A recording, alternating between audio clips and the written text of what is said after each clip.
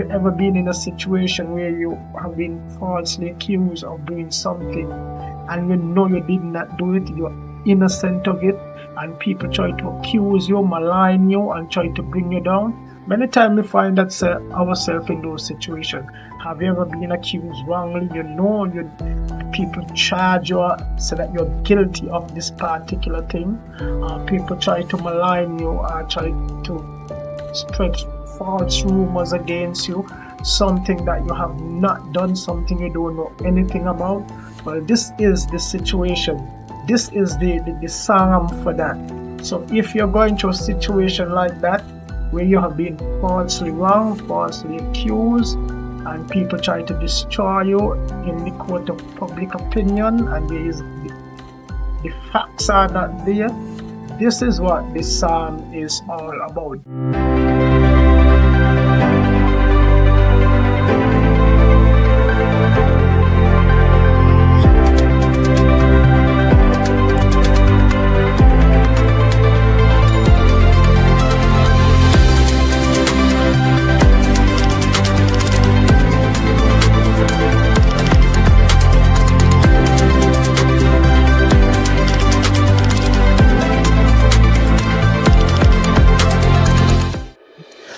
Welcome to the Dixon's Devotion with Pastor Dixon, a ministry of Calvert Dixon Media. Now today we will be continuing in the book of Psalms, and we will go into Psalms chapter 26. So we'll continue on Psalms chapter 26 as we look at this Psalm of David.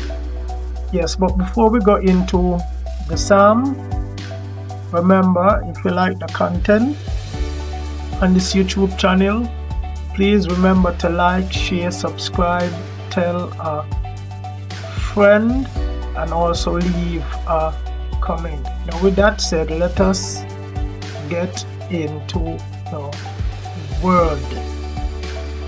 Now as we look at Psalms chapter 26, we'll be doing so reading from the NIV, and the reason why I'm reading from the NIV is nothing particular special. It's just that when I do my devotions, I go through the Bible, and when I complete the Bible, I go through a different translation.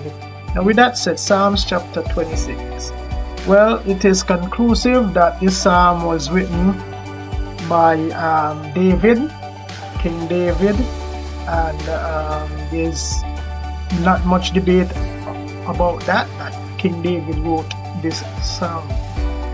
Now when we read this psalm, we'll say, what kind of man is David? David talked about he's so innocent, he is not guilty. God tests him and see that he lived with his integrity. David, a man who committed adultery, a man who got a man killed because of his wife, and who commits so much atrocities. King David you're talking about, who say he proclaimed that he is so innocent. Well, when we read this psalm and we look at this psalm and we just read this psalm, it come across that way, that David is saying that he is so innocent, he is so pure, like he never commit anything wrong. God, try me and see. It sounds like, hey, the Bible says all have sinned and come short of the glory of God. There's none good, there's none righteous. But why David write this psalm? And when we look at this psalm, it sounds like this. Now, understand this, and all of us will understand this. David is not writing that he is such a pure and good person, never commit sin, never do anything wrong. This is a particular situation that David was accused of, and David was innocent. In other words, have you ever been in a situation where you have been falsely accused of doing something and you know you did not do it, you're innocent of it, and people try to accuse you, malign you, and try to bring you down? Now this is the situation that David is facing right here. David was accused of, we don't know exactly what it was, but David was accused of certain things. And some people say it could be during the time of Saul, when after David Saul was jealous of David and trying to destroy David and kill David. All the time David was loyal to him and he didn't do anything wrong. As a result of that, David was saying, Lord, what's going on here? I try to serve you, I try to please the king, I try to do everything. And this is what's going on here, what they're accusing me of. I have not done anything. It could be during the time of Absalom when Absalom is trying to chase him from the kingdom. All these kind of things. But it is not a general thing that David is saying that he is so pious or he's so good. It is a particular charge that was leveled at David, and David was innocent of it. Many times we find that ourselves in those situations. Have you ever been accused wrongly? People charge you, say that you're guilty of this particular thing. People try to malign you or try to spread false rumors against you, something that you have not done, something you don't know anything about. Well, this is the situation. This is the psalm for that. So if you're going through a situation like that, where you have been falsely wronged, falsely accused, and people try to destroy you in the court of public opinion, and the facts are not there, this is what this psalm is all about. So this is what I like the Bible. All kind of situations in life that we face, the Bible has the answer. There are a verse, there are passages that deal with these kind of things that we can learn from and see how the men of old, the great men of old, dealt with these kind of situations. So we are going to look at David here as we go now in the psalm. There are 5 points that I want to highlight in the outline of this psalm. The first one is appeal for vindication based on integrity. The second, separation from the wicked. The third, devotion to worship and purity. The fourth, prayer for deliverance from judgment and the wicked. 5, commitment to continue in integrity. So this is the outline of this psalm that I came up with, and you can also look at it. But now let's go into the outline. Let's go into the psalm as we break down these 5 points.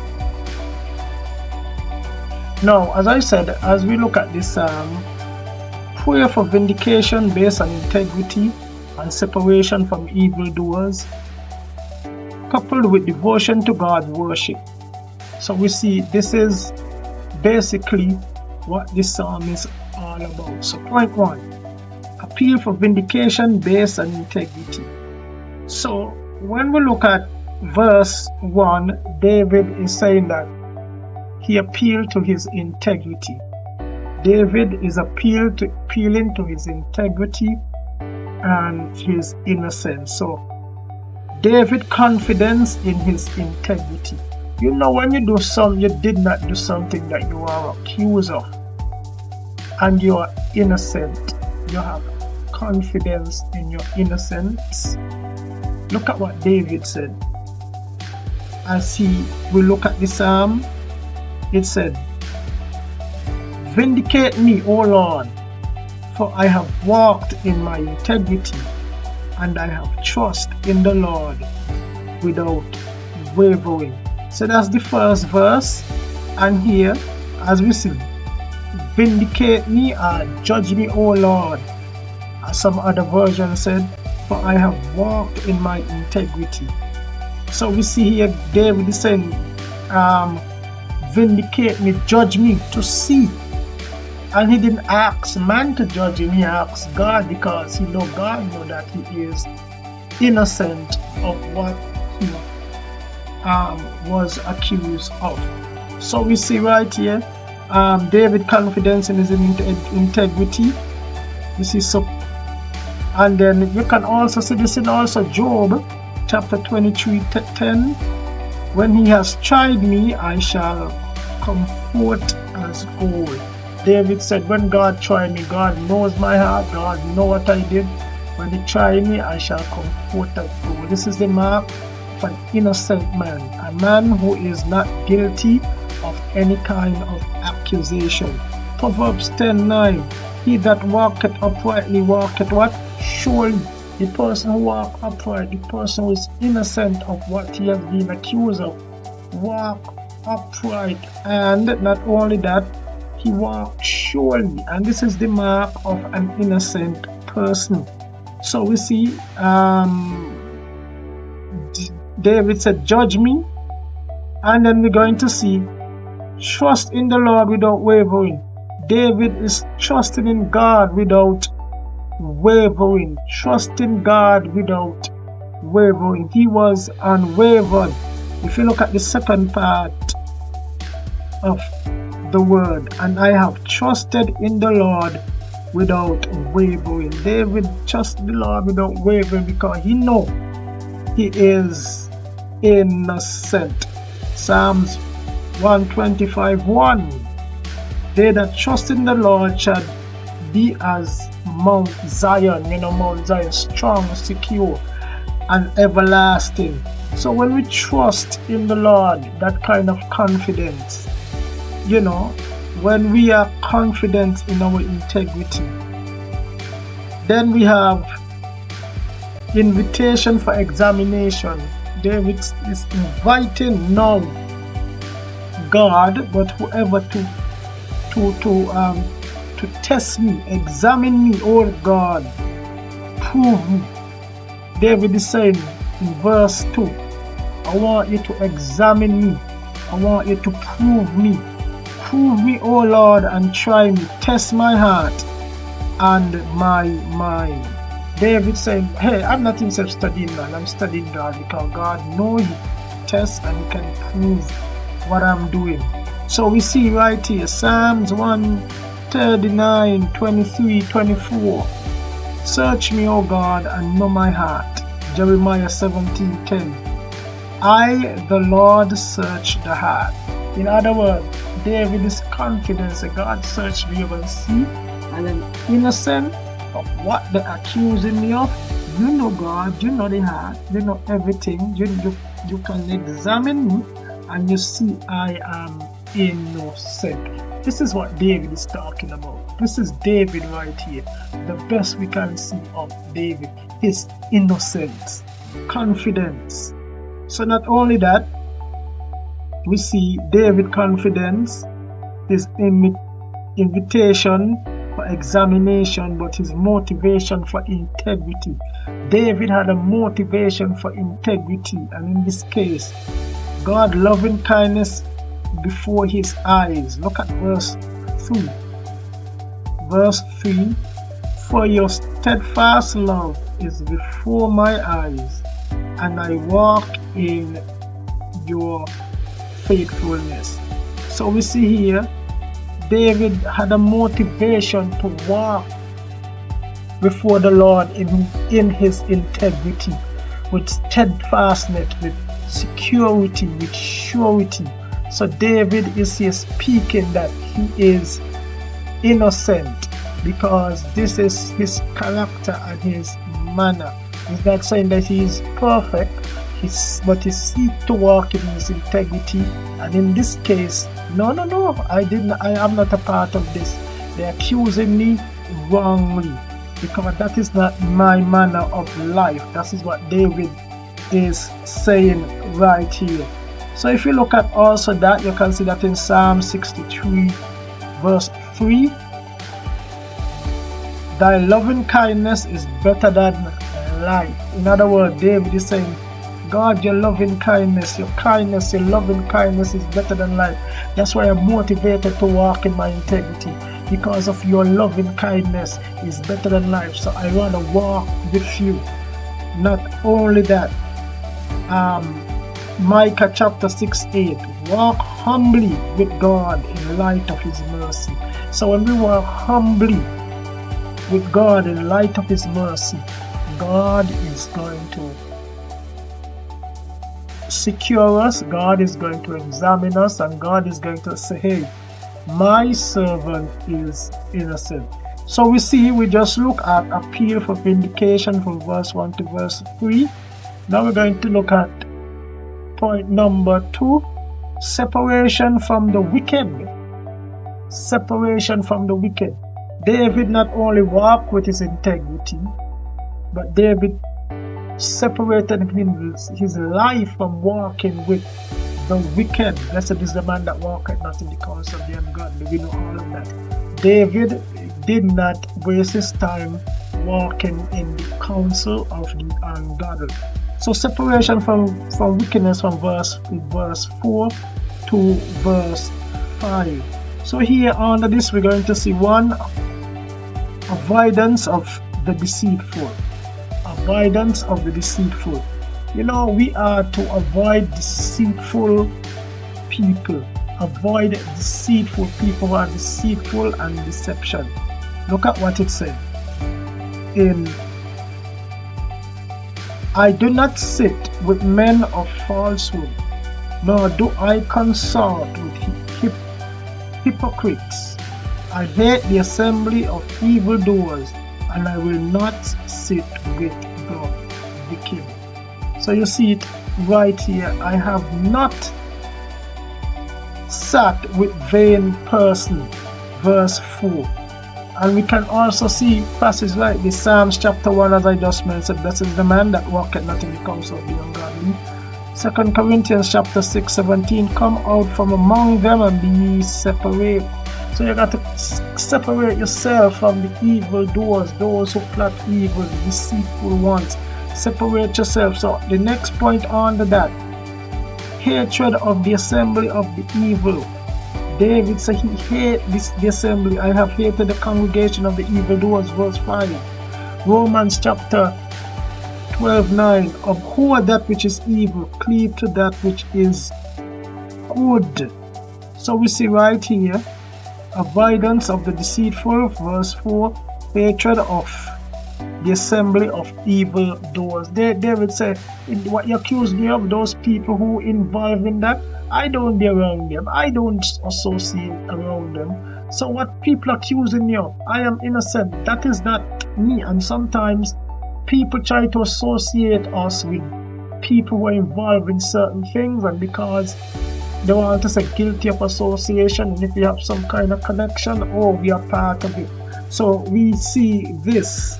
Now, point number 3 is from verse 6 to verse 8. Devotion to worship and purity. Devotion to worship and purity. Personal cleansing before worship. In other words, David said, look, I go and personally cleanse myself.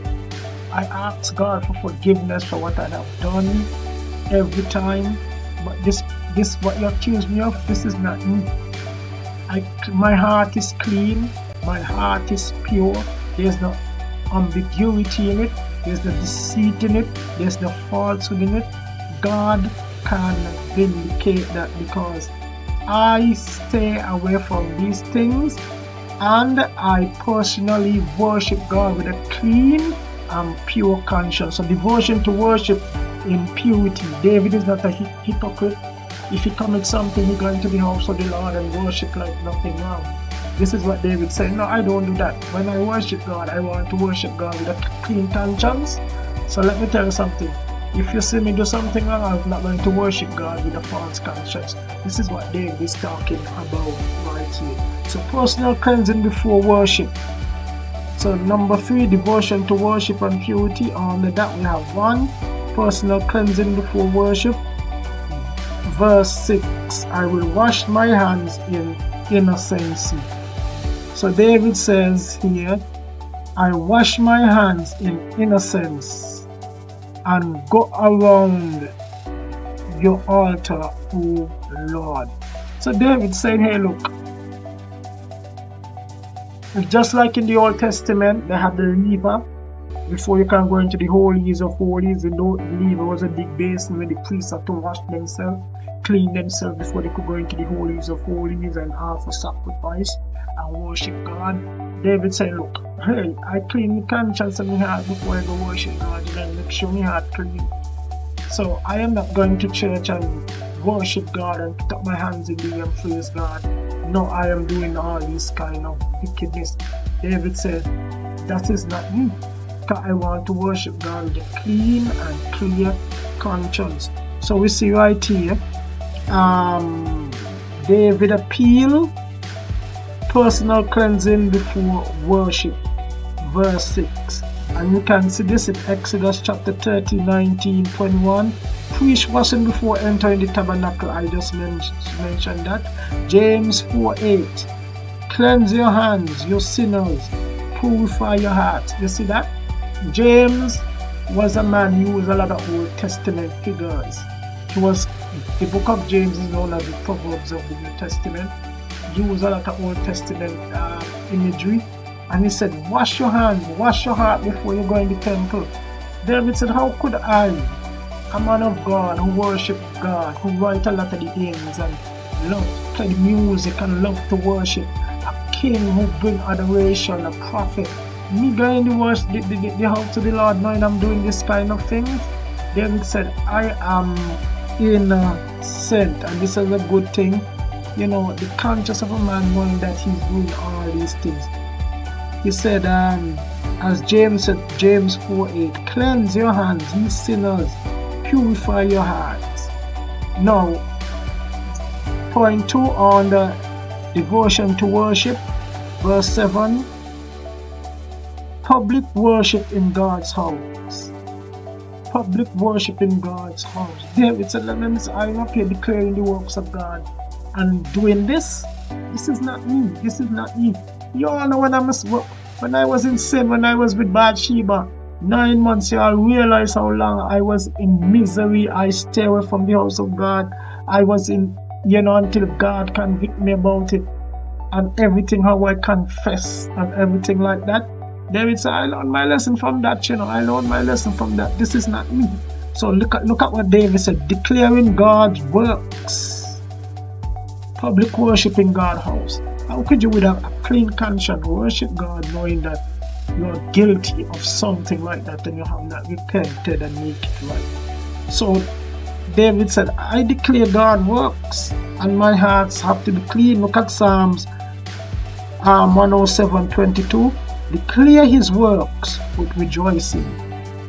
I could rejoice in my heart freely with my conscience because my conscience is clear. I could rejoice freely because I am innocent of what people are accusing me of. So we see personal cleansing before worship, public worship in God's house. Now 3, on the point 3, love for God's dwelling place. David said, I love God's dwelling place too much for me to go out there and do this stupidness and come across like a heap of people and people say, look at him, everybody know what to do. Lord, I have loved the habitation of thy house. That's David. David loved God's habitation. David was a man who loved the house of God. He said, proclaim thanksgiving aloud and telling all your wondrous deeds. David here said, me doing this thing when I'm proclaiming your name and telling people about your wondrous deed and people accusing me of this when I know I'm innocent. This is not me, Lord. Vindicate me. So David is here, is pleading his case, showing that he is innocent of whatever accusation he was innocent. So he said, love for God's dwelling place would permit me to engage in what they're doing right now. Look at Psalms 84:1 and 2. How amiable are thy tabernacles. David loved the tabernacles of God. How amiable are the tabernacles, God's. David said, I love the house of God. I love to go there. Because of that, I am not going to do anything to bring down that. I have been there once before and I am not going there again. This is what David is saying. For whatever they're accusing him of, David giving his reason why it is not him. Well, Psalms chapter 1:20-1, I was glad when they said unto me, let us go into the house of the Lord. So we know David, in order for us to worship God and go to God and lift up holy hands, our conscience got to be clean and clear, and our hands got to be washed, our hearts got to be washed from, these accusations and these sins. And David said, it is not me. So now, point 4, pray for deliverance from judgment of the wicked. Pray for deliverance from judgment of the wicked, from verse 9 to verse 10. David said, Lord, these people are accusing me, these wicked, deceitful people who are trying to bring me down. They're trying to bring me down. Lord, I am praying deliverance from the attack, from their accusation, from their malign, as it is stated now, fake news. Lord, they're trying to bring me down. For whatever reason, they are trying to bring me down. So point 1 on the point 4, as we look at that, separation from the wicked in judgment. Gather not my soul with sinners. David is saying, Lord, hey, I don't want my soul to be associated with these people. I don't want my soul be named with these people. Do not sweep my soul away with sinners, nor my life with bloodthirsty men. David is saying, this is not me. I don't want to be in this kind of company. I don't want to get messed up with them when something happens. I am part of what they're doing. This is not me. Because sometimes the innocent pay for the guilty, sometimes because you associate whatever come upon them, you get it too, You get it too. You might love the Lord, but if you follow bad company, the consequences you're going to suffer. So this here is not about salvation for salvation, talking about right here. It's talking about the judgment, the consequences of this act. Every act has its consequences, and deliverance from the consequences of this act, because that's what the wicked is going to suffer, those who engage in it, not me, because I don't want to be part of that. I don't want to suffer with them. So separate me from that, God. Take my name out of that. Remove my character. Remove all of that away. So we see separation from the wicked in judgment, verse 9, and deception of the wicked, verse 10. Hands full of mischiefs and pride. He said, I don't want to bother these kind of people who are so deceptive. He said, in whose hands are evil devices, and whose right hand are full of bribes. David said, I don't associate with these people. They're accusing me who do this thing, and they accuse me of being a part of their company. This is not me. This is not who I am. I don't want to be a part of that. Sometimes somebody not they're your friends or your good friends, but you just know them by a casual thing. Maybe you work with them, but they're not one of your buddies, and people say, oh, they work together. I see this fellow one time by him, I pass him. You might be in public chatting with somebody, but you don't know what going on in the personal life. You don't really be around them, but because of that, they want to get to you. They associate you with them. And so it is. Here, David said, look, not me. Proverbs 17:23. A wicked man taketh a gift out of the bosom to pervert the ways of judgment. You see that? That's a deceptive person. I am not going to do that. Give you a gift out of my bosom. In other words, take this gift, they got you, they bribe you. You do this, you got to do this for them, they bribe you to pervert judgment. So you don't bribe you, you don't do that. David said, no, that is not me. And we're going to look at now the last point. Commitment to continue in integrity. David said, look, I made a commitment to walk in my integrity. I learned my lesson long time before. I am going to walk in my integrity. Look at verse 11 and 12. 1. Plea for redemption and mercy. Redeem me and be merciful unto me. This is what David is saying here. Verse 11. But as for me, I shall walk. Verse 10. Okay, verse 11. But as for me, I shall walk in my integrity. Redeem me and be gracious to me. I like that. David said, I will walk in my integrity. So because of that, redeem me. A plea for redemption and mercy. Redeem me and be merciful unto me. Psalms 34:22. The Lord redeemeth the soul of his servant. In other words, God is going to redeem me. God is going to buy back my integrity. How people try to malign me and destroy my character, impugn my character, totally destroy me. And you know, with this day, with what we call now multimedia, and it's so easy to destroy somebody. When you could go up on the media and say something about somebody, Facebook, and we just post it, Instagram, whatever, and it just gone all over the world and everybody believe it.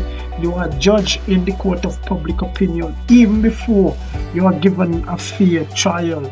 So David said, redeem me from the court of public opinion. Lord, redeem me and be merciful unto me. So we see here, also Titus 2:14, Christ redeem us from all iniquity. Here the Psalms 34:22, the Lord redeemeth the soul of his servants. Those who trust God, those who walk with God, those who put their trust and their confidence in God, God is going to redeem them. As Titus said, Christ redeem us from all iniquity. So once we serve God, once we are walking God with integrity, let me tell you something. It might seem while you're going through it, you know, they might convince some people in the court of public opinion, but the day is going to come. The day is going to come when God is going to reveal all things, and God is going to restore your integrity, and you're going to stand. You're going to stand. Now look at also now, not only that, confidence in God deliverance. Look at confidence in God deliverance, standing in an even place. Like how David said, my foot stand on level ground. In the great assembly I will bless the Lord. David said, look, you know, when you're innocent, you can stand firm. You're not standing half balance on a crooked ground. You're standing 10 toes down. You're standing confidently on level ground. Hey, they accuse me, but I am fully balanced. I am sure I am standing on level ground. I am innocent of what they are charging me of, standing in an even place. I am not walking crooked. I am not standing crooked. I can stand upright with my head high because I stand in my integrity. Have you ever been in that situation? People falsely accuse you and say all kind of things about you, but then in conscience you could walk with your integrity because you know you're innocent. This is the thing that David is talking about. Psalms 40 verse 2. He set my feet upon a rock. In other words, they can accuse me, they can malign me, but God set my feet upon a rock. Upon this rock I stand on my innocence, but I stand on God, because I know if I am guilty, God is going to deal with me. So I am sure I could stand on the solid rock, Christ, because I am innocent. So confidence in God deliverance We can stand on a solid rock. Now, commitment to praise in the congregation. Yeah, I'm committed because nobody gonna stop me. They could have maligned me and maybe they use the confidence. Hey, when people malign you with social media, they could make it so confidential. With confidence, I mean, so confident. They can be so confident in making the case of your innocence. But look at it in verse 12, second part of verse 12. In the congregation I will bless the Lord. David said, hey, I could go to the house of the Lord and I can stand in the great assembly. I will bless the Lord. He said, I could go in the inner congregation of people. People might think what they want, but once I know I'm innocent, my conscience is clear. In the congregation I will bless the Lord. Psalms 20-22. In the midst of the congregation will I praise the Lord. So you see, this is what the psalm is all about. This is what this psalm is all about. So if you find yourself going through these kind of things, if you're falsely accused, you can be like David. God, let God be your judge. Appeal to God for vindication. Invite examination. A guilty person wouldn't want people to examine him. An innocent person, you could invite, you could do anything. Invite an examination. You could examine. Not only that, you could see I don't walk my character, my conversation, my conduct, my walk. I don't walk with these kind of people. That's not me. And I could worship God with a free conscience because I know I serve God. I can worship God with a free conscience. My integrity is intact. God judge me because He know I am innocent. I could appeal to God, stand on the rock. I could go to the house of the Lord, worship freely because my conscience is clear. So, saints, if you're falsely accused, or when you're falsely accused, because at some time all of us going to be falsely accused of something, you can stand in your integrity, walk with God, as the psalmist said, you can walk on level ground. Verse 11 and verse 12, you can walk upright with confidence because you know that you are innocent. So when we look at this psalm, it's not that David is saying that he is such an upright person, he never commits sin or anything like that. This is not what this psalm is all about. This psalm is all about being accused of something that you know that you have not done, wrongly accused.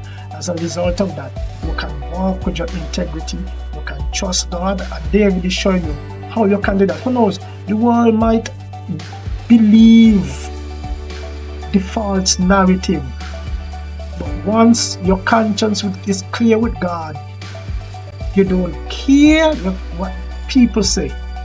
You can worship God freely and you can stand with your integrity.